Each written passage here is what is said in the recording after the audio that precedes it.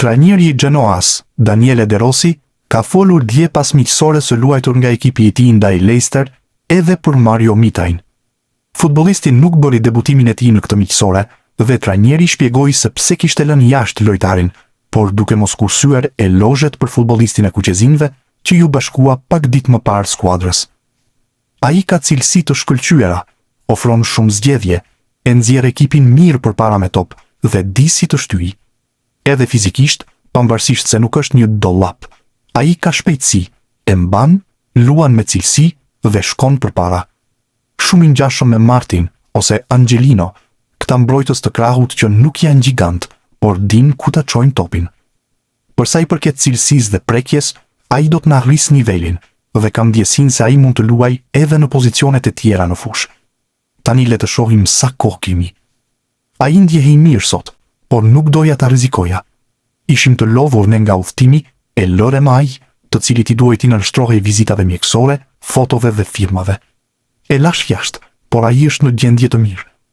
Ai është pak prapa nesh në përgatitje, sepse ka bërë më shumë volum se sa intensitet, por nga të dhënat që keni parë, ai do të jetë mirë së shpejti. Ishin fjalët e De Rossit për mbrojtësin e kombëtares shqiptare. Juventusi ka zyrtarizuar gjatë fundjavës afrimin e 2 sulmuesve të rinj. Bardhezint blen më në fund Randal Kolomuanin dhe pastaj edhe Kerim Alajbegovic, duke shpenzuar për të 2 futbollistët shifra që mund të arrijnë deri në 90 milionë euro në varësi të bonuseve. Por ndonse tani më në fund ka sulmuesit që kërkonte në dispozicion, trajneri Luciano Spalletti ka vendosur që të mos heqë dorë nga Armand Durnishi, sulmuesi i talentuar shqiptar, i cili prej 2 vitesh është pjesë e përfaqësueseve të moshave kuqezi, ka qenë që në startin e grumbullimit përgatitor pjesë e lojtarëve në urdhrat e trajnerit. I afruar fillimisht për të bërë numër derisa të plotësohej skuadra, Durnishi ka luajtur rregullisht në miqësore deri tani, pasi Spalletti ka preferuar ta shohë në veprim. Dhe duket se trajneri është bindur nga aftësitë e tij, ndaj ka vendosur ta marrë me vete në turneun që Juventusi do të zhvillojë në Hong Kong dhe Australi. Emri i Durnishit ishte përfshirë në listën e skuadrës që është nisur drejt Hong Kongut, ku të mërkurën Juventusi do të përballet me Chelsea, para se të udhëtojë drejt Australisë, ku do të luajë miqësore me Interin dhe Palermon. Skuadra e Brøndbyt shënoi fitore minimale 1-0 ndaj Viborgjit në ndeshjen e vlefshme për javën e dytë në elitën e futbollit danez. Golin e fitores e shënoi futbollisti shqiptar Olti Hyseni. 19 vjeçari shënoi me kokë në minutën e 80, pak minuta pasi u fut në lojë. Kujtojmë që dje Hyseni u prezantua te skuadra daneze dhe sot shënoi menjëherë gol që ja siguroi 3 pikë skuadrës së tij të re. Ai u bashkua me skuadrën e re nga radhët e danezëve të Sonderjyskes.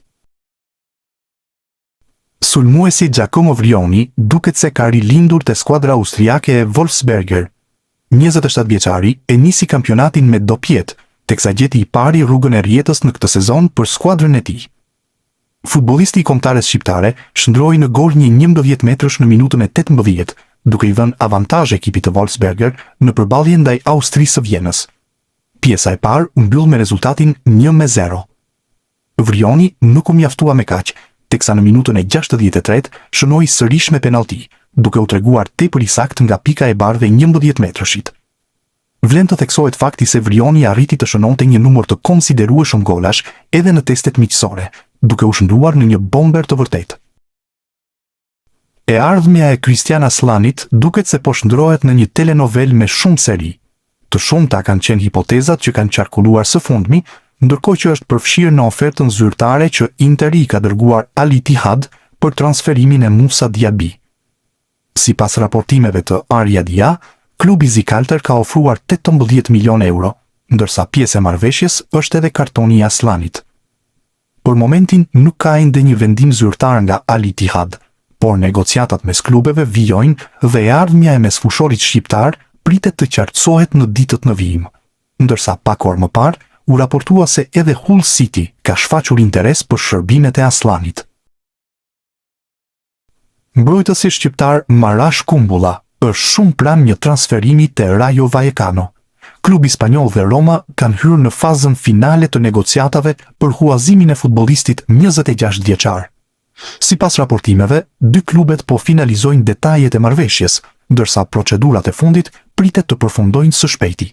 Konfirmimi zyrtar i transferimit mund të vijë në ditët në vazhdim. Ernest Munçi vjon formën e tij fantastike me fanelën e Trabzonspor, teksa ditën e sotme ka rrëmbyer sërish skenën në duelin miqësor ndaj Udinezes, skuadrës që militon në Serinë A italiane. Ylli i kombëtares shqiptare realizoi në minutën e 4 një gol fantastik me të brendshme nga cepi i majt i zonës duke surprizuar portierin Pjana, teksa i dha avantazhin skuadrës turke. Munçi është shndruar në një nga lojtarët më të spikatur të momentit te Trabzonspori, teksa në sezonin e shkuar realizoi 11 gola dhe dha 3 asiste në 26 ndeshjet e kampionatit, duke fituar zemrat e drejtuesve të tifozëve të skuadrës turke. Mbrojtësi i kombëtares shqiptare Stavrios Pilos ka realizuar 2 golësh në miqësoren e AEK Athens kundër Sin Tridence. 25 vjeçari zhbllokuai shifrat në minutën e 7 dhe në të 19-ën i dyfishoi ato. Aktualisht skuadra e tij po udhëheq me rezultatin 3-0.